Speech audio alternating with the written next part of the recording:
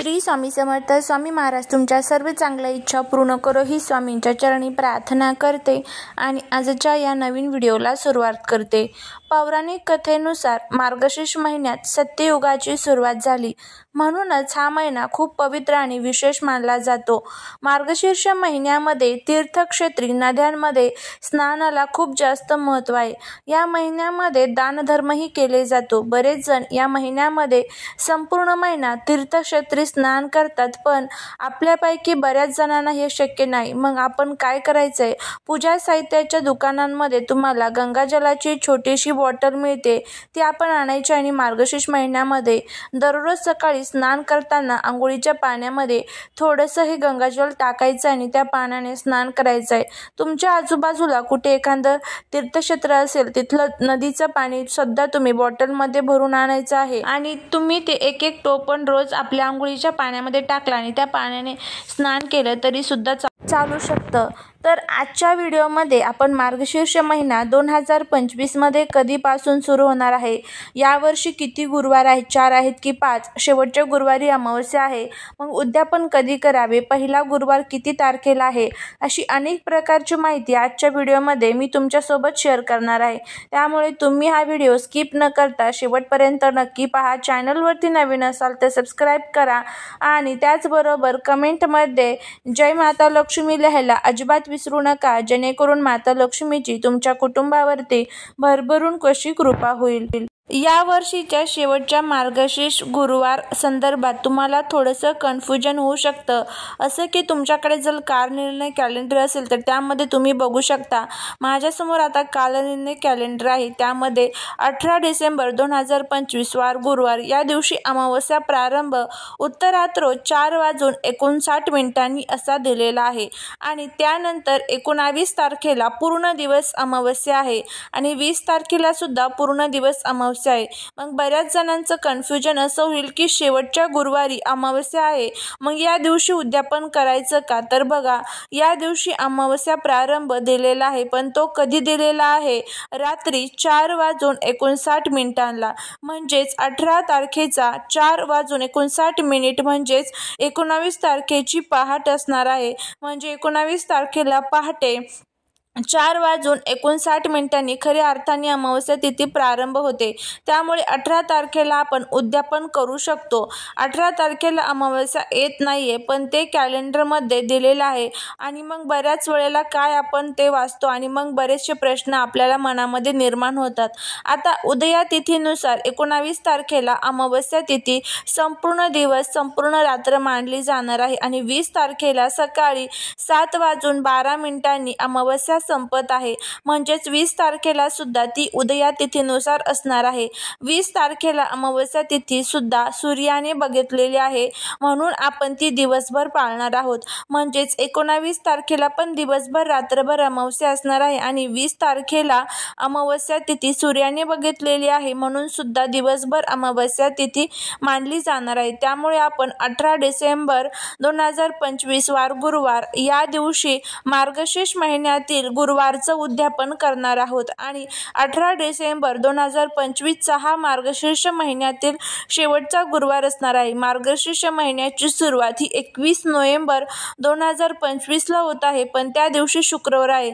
मग मार्गशीर्ष महिन्यातील पहिला गुरुवार हा 27 नोव्हेंबर 2025 असणार आहे. मार्गशीर्ष महिन्यातील दुसरा गुरुवार हा 4 डिसेंबर 2025 असणार आहे. मार्गशीर्ष महिन्यातील तिसरा गुरुवार हा 11 डिसेंबर 2025 असणार आहे.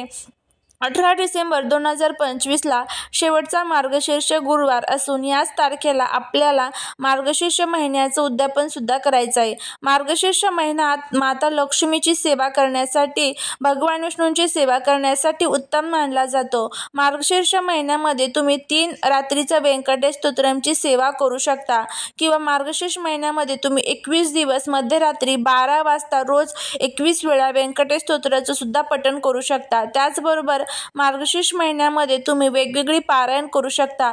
स्वामी चरित्र सारामृताचं पारायण करू शकता, नवनाथ पारायण करू शकता, गुरुचरित्र पारायण करू शकता, भगवद्गीता तुम्ही वाचू शकता किंवा संक्षिप्त श्रीमद भागवत तुम्ही ग्रंथ पारायण करू शकता. तुम्ही श्रीपाद श्रीवल्लभ या ग्रंथाचे पारायण करू शकता, संक्षिप्त गुरुचरित्र या ग्रंथाचे पारायण करू शकता.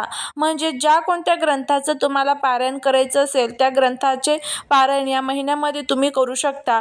त्याचबरोबर मार्गशीर्ष महिन्यामध्ये तुळशीसमोर रोज सकाळ आणि संध्याकाळ आपल्याला दिवा लावायचा आहे. मार्गशीर्ष महिन्यामध्ये दररोज तुळशीला जल अर्पण करायचं आहे. तुळशीची पूजा दररोज करायची आहे, कारण भगवान विष्णूंना तुळशी अतिशय प्रिय आहे आणि भगवान विष्णूंची सेवा ही तुळशीशिवाय अपूर्ण आहे.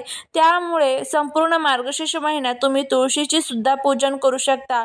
त्याचबरोबर मार्गशीर्ष महिन्यामध्ये तुम्ही 11, 21 किंवा संपूर्ण मार्गशीर्ष महिना दररोज तुम्ही सत्यनारायण सुद्धा करू शकता. तुम्ही समजा वर्किंग आहात, तुमच्या घरात लहान बाळ आहे किंवा तुम्ही आजारी वगैरे असतात, सत्यनारायण करण्याची इच्छा असूनही तुमच्या काही पर्सनल अडचणींमुळे तुम्ही करू शकत नाही, तर मग अशा वेळेला संपूर्ण मार्गशीर्ष महिना एक वेळ तुम्ही ठरवा, सकाळ, दुपार किंवा संध्याकाळ, शक्यतो संध्याकाळी प्रदोष काळामध्ये. या वेळेमध्ये तुम्ही घरासमोर दिवा लावा आणि तुळशीसमोर दिवा लावा आणि फक्त सत्यनारायण कथा दररोज मार्गशीर्ष महिना तुम्ही वाचा. किंवा तुम्हाला जर वाचणं शक्य नसेल तर मोबाईलवर एक वेळ ठरवून तुम्ही सत्यनारायण कथा दररोज ऐका, बघा याचे तुम्हाला किती छान अनुभव येतात. त्याचबरोबर संपूर्ण मार्गशीर्ष महिन्यात तुम्ही विष्णू सहस्रनाम पठण करू शकता. दररोज संध्याकाळी दिवे लागणीला देवासमोर दिवा लावून तुळशीसमोर दिवा लावा आणि विष्णू सहस्रनाम तुम्ही पठण करा. विष्णू सहस्रनाम तुम्हाला वाचता येत नसेल तर एक वेळ ठरवून त्या वेळेला तुम्ही मोबाईलवर ऐका किंवा विष्णू सहस्रनाम नामावली म्हणत दररोज आपल्या देवघरामध्ये श्री बाळकृष्णाची मूर्ती असते, त्यांना दररोज तुम्ही तुळशीपत्र अर्पण करू शकता. संपूर्ण मार्गशीर्ष महिन्यात तुम्ही श्रीसूक्तम म्हणू शकता, महालक्ष्मी अष्टकम म्हणू शकता, व्यंकटेश स्तोत्र म्हणू शकता, विष्णू सहस्रनाम म्हणू शकता, सहस्रनामावलीचं पठण करू शकता, वेगवेगळे पारायण करू शकता. काही शक्य नाही तर आपल्या देवघरामध्ये जी बाळकृष्णाची मूर्ती आहे त्यावर दररोज अभिषेक करून बाळकृष्णांना एक तुळशीपत्र नक्कीच अर्पण करू शकता. आता बघा, एवढ्या सगळ्या सेवा मी तुमच्यासोबत शेअर केलेल्या आहेत. यापैकी कोणती एक सेवा तुम्ही संपूर्ण महिनाभर केली तरी सुद्धा चालेल, नाहीतर काय फक्त कमेंट करायच्या किंवा आपल्या दुसऱ्यांना प्रश्न विचारणार, मार्गशीर्ष महिना येणार आहे, मार्गशीर्ष महिना आला आहे, मी ही सेवा करू का, मी ती सेवा करू का, मी असं करू का, मी तसं करू का, हे करू का, मी ते करू का म्हणण्यात मार्गशीर्ष महिना निघून जाईल आणि खूप मोठी पूजा मांडणी, खूप मोठ्या गोष्टी केल्या तरच त्याचे अनुभव येतात. असं काही नाही. या साध्या सोप्या गोष्टी, साध्या सोप्या सेवा जरी आपण केल्या ना तरी सुद्धा त्याचे अनुभव आपल्याला येतात. शेवटी काय, श्रद्धा, भक्ती आणि विश्वास महत्त्वाचा आहे. त्यामुळे श्रद्धा, भक्ती आणि विश्वास ठेवून तुम्हाला संपूर्ण मार्गशीर्ष महिन्यामध्ये भगवान श्री विष्णूंची, देवी लक्ष्मीची पूजा प्रार्थना करायची आहे. या महिन्यामध्ये तुम्ही जितके प्रभावी असे उपाय, जितके प्रभावी असे सेवा कराल ना तितके त्याचे खूप चांगले फळ हे तुम्हाला नक्कीच मिळेल. तर जर तुम्हाला हा व्हिडिओ आवडला असेल तर नक्की चॅनलला सबस्क्राईब करा. मार्गशीर्ष महिन्यातील आपण संपूर्ण माहिती बघितलेली आहे. शेवटच्या गुरुवारच्या अमावस्याबद्दलची सुद्धा आपण माहिती बघितलेली आहे. अजून काही अडचणी असेल तर कमेंटमध्ये सांगू शकता. चाललेली सेवा ही महाराजांच्या चरणी रुजू करते. व्हिडिओ जर आवडला असेल तर लाईक, शेअर आणि सबस्क्राईब करायला विसरू नका. भेटूया पुढच्या एका छानशा नवीन व्हिडिओत एका नवीन माहितीसोबत. श्री स्वामी समर्थ.